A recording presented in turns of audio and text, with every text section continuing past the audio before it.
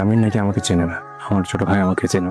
আমি খুব খারাপ না, না হতে পেরেছে একজন ভালো ভাই, না হতে পেরেছে একজন ভালো সন্তান, না হতে পেরেছে একজন ভালো স্বামী, কিছুই না।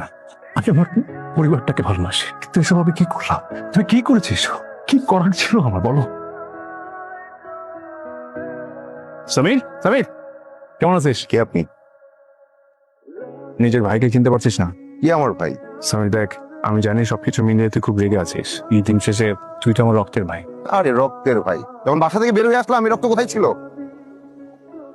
আমি মানছি সামির, তখন আমি কিছু করতে পারি না, কিন্তু তুই তো এইভাবে রক্তের সম্পর্ক ডিনাই করতে পারিস। আমরা অপরিচিত, আর আপনাকে আমি জীবনেও দেখি নাই। ঝামেলা হয়েছে, ভাগ্যের সাথে ঝামেলা হয়েছে। শুন, কথাবার্তা এরকম ঘুরে বেচা না কই সোজাসুজি কর। ফাহাদ ভাইয়ের সাথে দেখা হয়েছে, আজকে বলে দিছি আমি তার চিনি না। শুন সামির, ফাহাদ ভাই তোর বড় ভাই, ওর তাদের সম্মান দিয়ে কথা বলা উচিত। আমি সম্মান দিয়ে কথা বলবো? ওই বাসায় আমি সম্মান পাইছি, তার কারণে আজকে আমি ঘর ছাড়া। সে আর তার বউ মিলে আমাকে বাড়ি ছাড়া করছে। ফাহাদ ভাই যদি নিজের ভুলটা নিজে বুঝতে পারে, তার একটা সুযোগ দেওয়া উচিত না? ও 100 বার সুযোগ পাইলে 100 বার ভুল করবে। তুই চিনিস আমি তার ভাই, আমি তার চিনি। স্যার কিছু হয়েছে? স্যার কিছু হয়েছে? না, কিছু হয়নি। আপনাকে তো কখনো এরকম দেখিনি আগে, কি হয়েছে? আমার ছোট ভাই সামিরের সঙ্গে দেখা হয়েছিল অনেকদিন পর। তো এটা তো খুশির খবর, আপনি স্যাড কেন? খুব খুশি হচ্ছিলাম ওকে এতদিন পর দেখে, কিন্তু সামির নাকি আমাকে চেনে না, আমার ছোট ভাই আমাকে চেনে। আমি খুব খারাপ না, না হতে পেরেছে একজন ভালো ভাই, না হতে পেরেছে একজন ভালো সন্তান, না হতে পেরেছে একজন ভালো স্বামী, কিছুই না।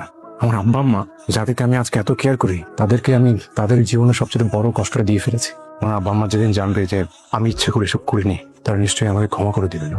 আমি আমার পরিবারটাকে ভালোবাসি, কিন্তু এসব আমি কি করলাম? তুমি কি করেছিস? কি করার ছিল আমার, বলো।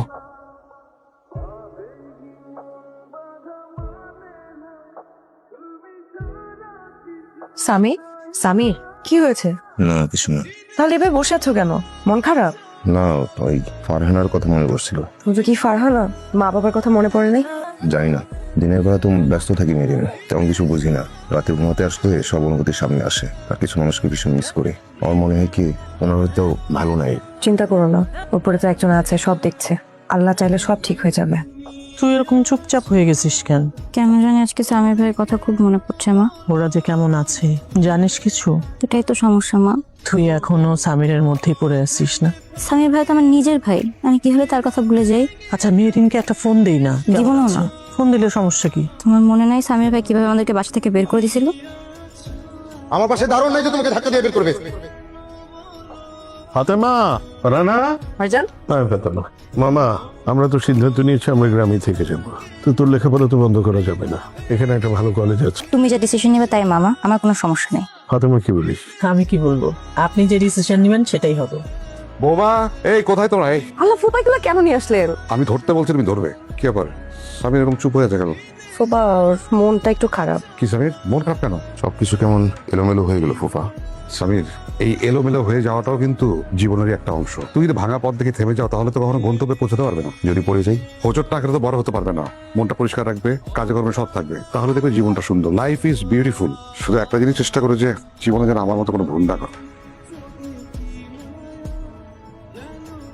বল, কই যাইতাছো? আমি শুনলাম কাকা হারা নাকি বলে একবার আয় পড়ছে। কই আমি তো এটা শুনি নাই এখনো। কেডা কইলো? এলাকার লোকজন বলতেছে। আহার এলাকার লোকের কাম কাজ নাই কোনো।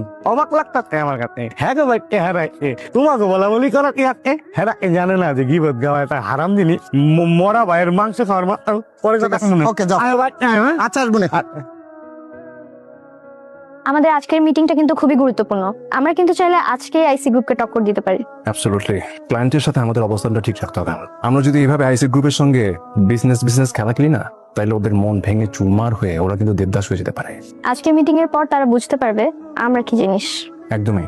আজকে আমরা ক্লায়েন্টের জন্য সবচেয়ে বেস্ট এবং সবচেয়ে unique solutions and proposal ready রাখবো, যেটা আইসি গ্রুপ কোনোভাবেই জাজ করতে পারবে না এন্ড এক্সপেক্টও করতে পারবে না। জাস্ট আইসি গ্রুপকে টক্কর দেওয়া হবে আমাদের মেইন টার্গেট। ও ম্যাডাম, আপনাকে তো একটা কথা বলি, আরে ফাহাদ কিন্তু একটা নতুন কোম্পানি স্টার্ট করছে। অনেক ট্যালেন্ট ম্যাডাম, যে কোনো কিছু ধরলে অসাধারণ কাজ করতে পারে। তবে ম্যাডাম একটা কথা বলি, ও নিজেরটা ছাড়া আর কিচ্ছু বোঝে না, কারটা বোঝে না। বাবা সালাম আলাইকুম। ওয়ালাইকুম আসসালাম। কিরে, কেমন আছিস?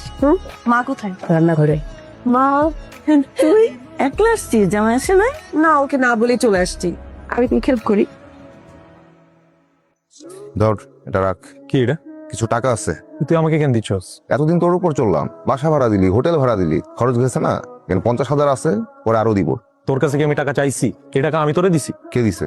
তোর ফুফা তোরে দিছে। তুই নিবি না, এর লেগে আমারে দিছে তোর দেওয়ার জন্য, আর বলছে তোরে যাতে আমি না বল। ফুফা দিছে, ফুফারে দিয়ে দিবি। তোর সমস্যা কি জানোস? তোর অহংকারটা একটু বেশি। হ্যালো, শোনো না, তোমার পারমিশন ছাড়া আমি একটা কাজ করে ফেলছি, আর আজকে অফিসে কাজও তাড়াতাড়ি সব শেষ হয়ে গেছে, এই জন্য একটু মার বাসায় চলে আসছি। ভালো করছো, সমস্যা নাই তো। তো রাতে আমাকে নিয়ে যাও। আচ্ছা ঠিক আছে। এই ধর, তুই ফুফারে দিয়ে দিস, আমি দিতে পারবো না। কি গল্পের বই এটা? তোর গল্পের বই পড়ার বয়স হয়েছে? অন্য বই নিয়ে আয়, যা যেটা ফেল করো সেটা নিয়ে আয়।